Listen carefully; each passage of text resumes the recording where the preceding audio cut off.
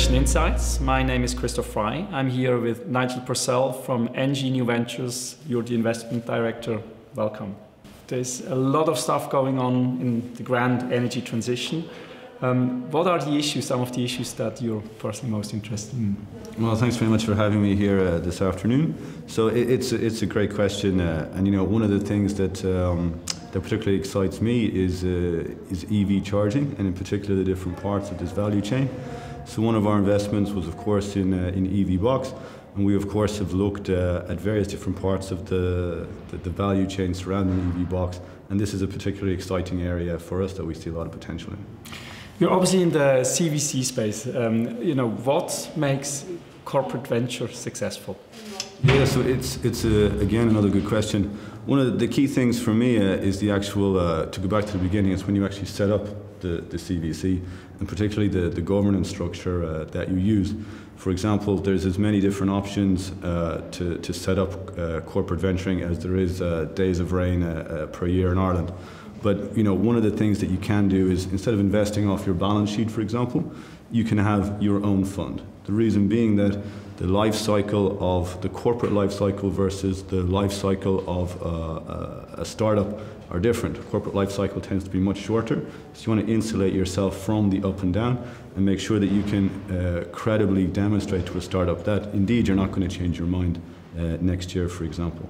Another thing that the independent structure gives you is that you have your own board of directors and your own investment committee, which means that you are indeed agile and flexible as regards taking decisions regarding startups. It means you don't have to go through the normal capital allocation process of a large corporate, which can indeed be very cumbersome.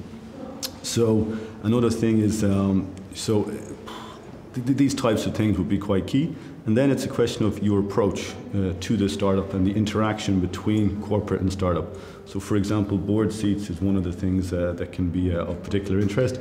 Some corporates are prohibited from taking board seats, some like to take them. My personal opinion is that you indeed do need the board seat, and one option is to add an observer seat.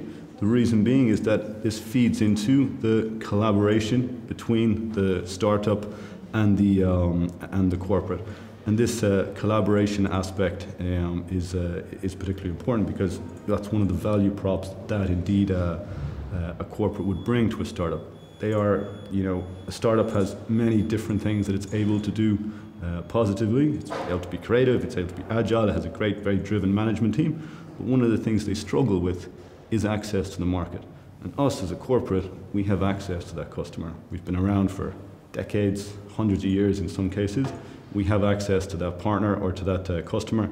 We essentially are a channel partner. So those types of things to consider can be very important when you're considering setting up a CVC. Access to market. Now, when you mentioned collaboration, there's obviously collaboration with, there's so many things going on. Can you do it all by yourself? That's probably different forms of collaboration with other corporates, but the other collaborations are with the startup. Can you elaborate what defines successful collaborations? Yeah, so it goes back, I guess, to when you do a CVC, what is the definition of success? And that's not an easy question. Some people might say it's financial success, but you don't have a CVC for financial success, because you are a strategic or financial and strategic. You have financial and strategic objectives, and you know the impact of a successful exit. If you put in 2 million into a company, you get 2x. You know, it's meaningless on the bottom line. So the key point is strategic, and that means how much business or how much collaboration can the companies, the startup and the corporate do together. So you have to take steps to really ensure that can be successful. So what can you do? So the first thing is, the measure of success is not financial. It's, in fact, the KPI is the level of business between the two. And then when you look to invest in a company, let's go back to the very beginning, go back to your term sheet, okay? And you need to create a mechanism so that someone in the business is responsible for that, for the collaboration between the startup and the corporate. So that means you can have a pre-closing condition, for example, that you must have a collaboration agreement. or at least have a conversation with the startup so that the startup knows the expectations from the corporate and the corporate knows the expectations from the startup. The whole point is sharing, not dancing around the issue, but cutting straight to the point and sharing on, this is the reason, this is the strategic rationale we're investing in you. What do you expect from us? And if that kind of story or love affair indeed is not there, then you're in trouble from the off. So I think open and honesty as regards why you're doing the investment between the two, which cannot just be about the cash investment, is super important. And then you have the question of who's responsible for the collaboration. So if someone in the KPI, if someone in the business unit of the business unit of the company, of the corporate, doesn't have an actual KPI or responsibility KPI for creating business, it's just not going to happen. All right? I mean, and that's just unfortunately the fact of life. So there has to be someone driving the collaboration. It doesn't just fall out of the tree. So these types of things regarding collaboration are super important, and they need to be thought about before a corporate just rushes headlong into any sort of an investment.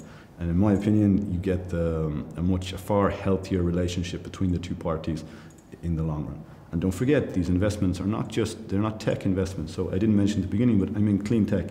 My average investment lifespan is 5 to 7 years. This is not a 2 to 3 year investment. You wash your hands and say, ciao. No, it's 5 to 7, and it can be longer. That's just an average. So the point about being upfront and honest and having these tough conversations between the corporate and the startup, I can't stress enough as regards to success and collaboration. So perhaps in summary, you can say that, first of all, I think the promise you hold for a startup is your channel to market. And what you're saying, I think success is defined by, first of all, it's not financial success that is at the heart of it, is important as well, but key is that KPIs are defined that really help change the business that you want to affect. So, in a nutshell. Thank you very much. You're welcome. Thank you very much.